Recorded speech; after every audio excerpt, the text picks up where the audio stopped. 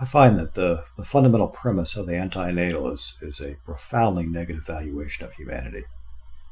And this is why they hold the idea that humanity has failed, and the only ethical thing to do now is facilitate a graceful exit. That's disappointment, all right.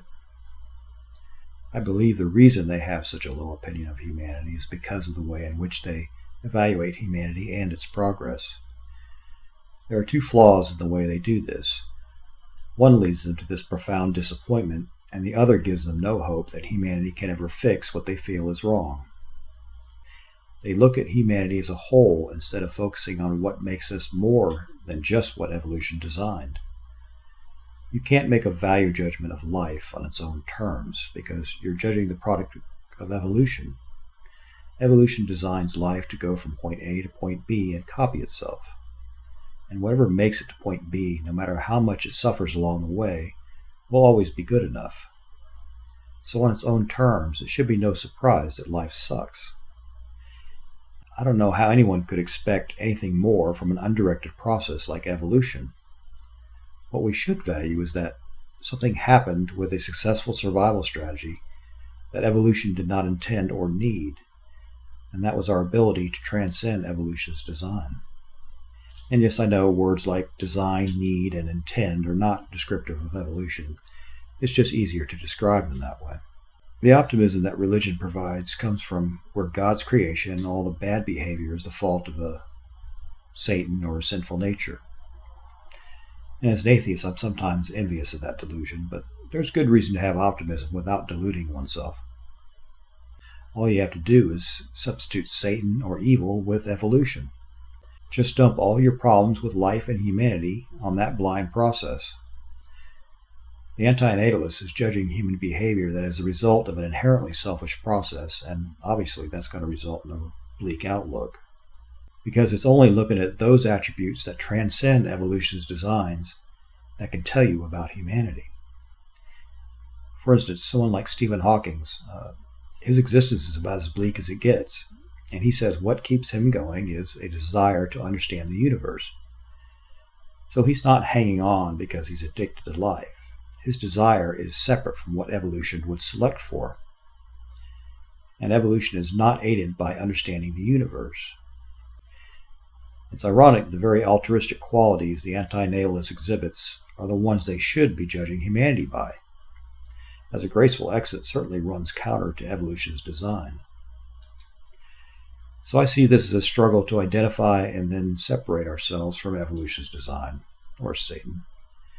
And considering we're fighting a few billion years of selfish conditioning and Satan, I think we're actually doing quite well. But ultimately, this is a struggle we can't win because the underlying foundation is just too flawed. And this is where the second flaw in their reasoning comes in. I don't understand how an atheist can see humans as the apex of sentience, but many of them do.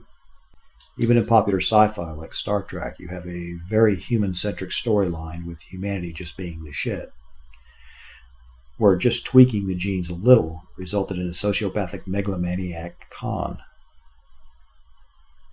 Then there was the machine intelligence that unmasked all the knowledge in the known universe, but couldn't advance any further without this magical human quality to think outside the box, or the universe. And finally, there was the omniscient Q, who revealed his interest in humanity to be because he thought humanity might one day evolve beyond them. Yeah, I don't know how you evolve beyond omniscience either. I thought that was it. The writer's opinion of humanity was just so special that omniscience wasn't even good enough for us. They had to give us super omniscience. And I understand that the sci-fi writers just tried to make it easier to identify with the characters' struggles and engender a sense of pride in our accomplishments. But that's really not necessary, as other sci-fi has stretched pretty far what it means to be human without losing that connection. We had no problem identifying with the characters in X-Men. I'm sure that's partly because they still looked human. So I guess as long as we continue to look somewhat human, we will always identify as such. But the perception is still that any upgrades we get have to be the result of a natural process.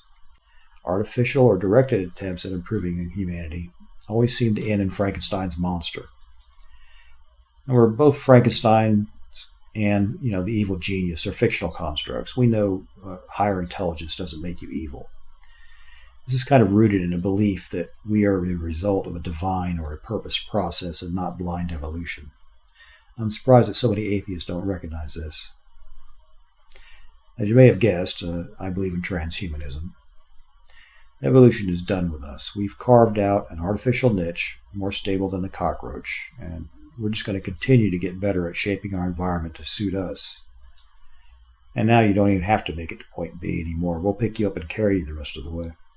But this is a big subject, and I'm just bringing this up to show why it's the source of my optimism for what I think will become. Modern civilization is embarked down a road that we can't stop on. We either have to turn around and go back, or it's full speed ahead, because this section of the road we're on now is unsustainable. Some interpret that fact to mean doom for humanity, and even if they can see potential down the road, they think we'll crash before we get there. So to them, it looks as if we'll never get our shit together enough to come out of this. And I had a discussion a while back with someone whose position it was that the Dark Ages was caused by strife and not the church.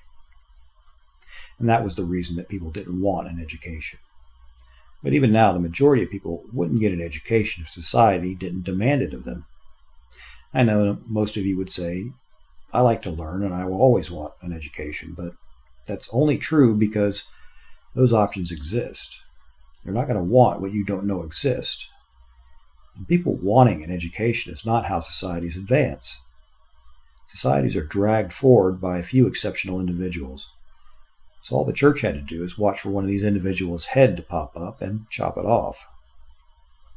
Literally or figuratively.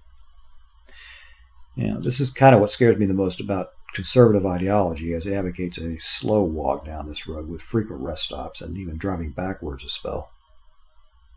No, we have to keep going. Even today, there are civilizations that have no need for a formal education. People either learn the family business or become an apprentice. And with smaller gene pools, there's less chance for these exceptional individuals to be born in the first place, and even if they were born, there has to be a need to overcome new challenges.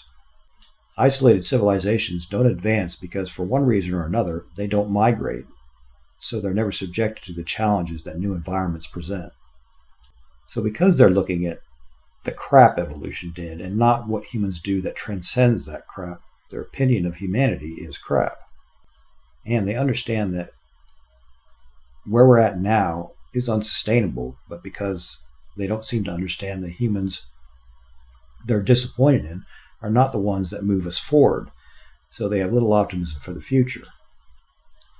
If you judge humanity by looking at just what transcends evolution and understand that the exceptional individuals we need to move us forward are getting decent support, I think you'll give humanity a second chance. Or not.